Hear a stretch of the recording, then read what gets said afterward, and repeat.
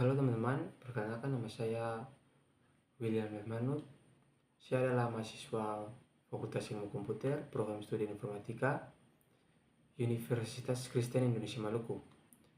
Nah, di video kali ini saya akan membahas tentang materi mengidentifikasi penggunaan turunan. Nah, yang pertama kita masuk pada turunan fungsi inverse. Jadi fungsi inverse adalah kebalikan dari suatu fungsi. Ketika kita ingin mencari turunan dari fungsi inverse, caranya adalah dengan membalik proses dari fungsi asal. Misalnya, jika suatu fungsi memiliki nilai tertentu saat dimasukkan ke dalam fungsi asli, maka nilai itu juga bisa digunakan untuk menghitung turunan dari fungsi inverse. Untuk menghitung turunan fungsi inverse dari suatu titik, kita cukup mengambil kebalikan dari turunan fungsi aslinya. Dihitung di titik hasil inverse tersebut. Sebagai contoh, jika kita memiliki fungsi f dari x sama dengan x pangkat 3 ditambah 1, dan kita diminta mencari turunan dari fungsi inverse di titik 9, maka kita harus cari dulu berapa nilai x yang membuat fx sama dengan 9. Nah, ternyata x sama dengan 2. Selanjutnya kita hitung turunan f di x sama dengan 2, yaitu 3 kali 2 pangkat 2, hasilnya 12. Maka turunan dari fungsi inverse di titik 9 adalah 1 dibagi 12. Kemudian yang kedua itu turunan fungsi implisit. Nah, seringkali kita menjumpai persamaan yang tidak bisa langsung ditulis dalam bentuk y sama dengan fungsi dari x.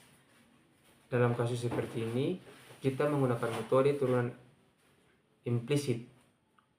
Teknik ini melibatkan penurunan kedua sisi persamaan terhadap x, dan saat menurunkan bagian y, kita kalikan dengan turunan y terhadap x.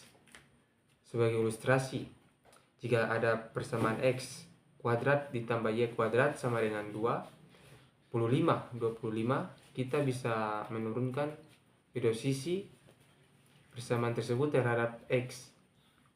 Hasilnya adalah 2x tambah 2y kali turunan y terhadap x sama dengan 0.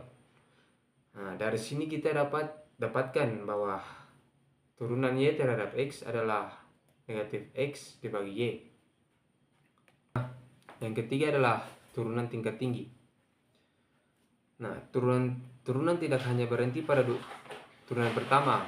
Kita bisa menghitung turunan kedua, ketiga, dan seterusnya. Untuk melihat bagaimana laju perubahan itu sendiri berubah, ini sangat berguna dalam menganalisis gerak, percepatan, dan perubahan bentuk kurva.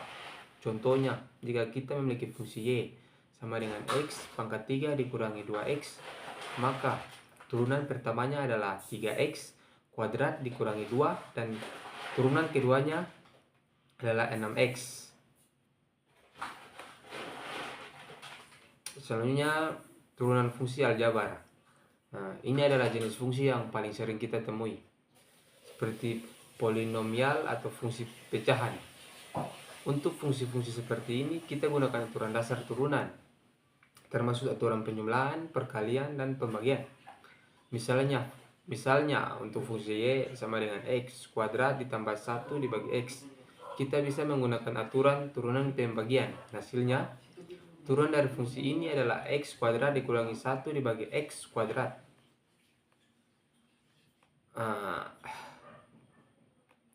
Yang kelima, turunan fungsi transenden. Jadi, fungsi transenden mencakup fungsi-fungsi seperti trigonometri, eksponensial, dan logaritma. Fungsi-fungsi ini sering muncul dalam fenomena fisika dan teknik. Untuk menurunkan fungsi seperti ini, kita gunakan aturan rantai dan aturan hasil kali atau pembagian. Jadi, contohnya, untuk fungsi y sama dengan e pangkat x dikali sin x, kita gunakan aturan hasil kali. Turunannya adalah e pangkat x dikali sin x ditambah e pangkat x dikali cos x. hasil akhirnya bisa kita faktorkan menjadi E pangkat X dikali dalam kurung sin X ditambah cos X. Nah, dan yang terakhir turunan fungsi parameter. Jadi dalam beberapa kasus, baik X maupun Y dinyatakan sebagai fungsi dari suatu parameter, biasanya T. Ini banyak digunakan dalam fisika seperti ketika menggambarkan lintasan graf.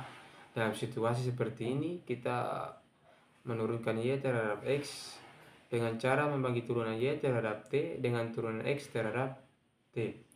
Sebagai contoh, jika X adalah T kuadrat ditambah 1 dan Y adalah logaritma natural dari T, maka turunan Y terhadap T adalah 1 per T, sedangkan turunan X T adalah 2 T, maka turunan Y terhadap X adalah 1 dibagi 2T kuadrat. Nah, itu saja pembahasan saya kali ini teman-teman. Sekian dan terima kasih.